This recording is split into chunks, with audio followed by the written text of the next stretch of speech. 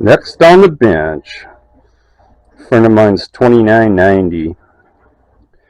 So basically, you turn it on, and it's dead. No display, no nothing. They said push in the center. Whoa, I push in the center, it comes back to life. So, cracked board, cold solder joint. So we got to trace that out and try to reflow the board.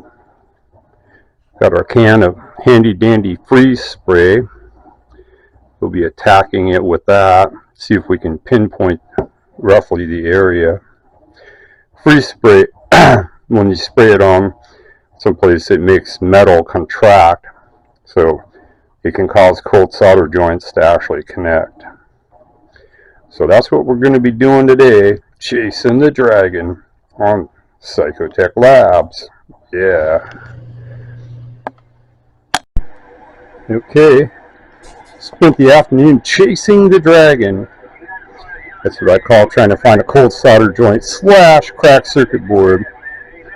Reflowed several sections of the board, and that turns on every time now. I pressure tested the board, could not get it to cut out.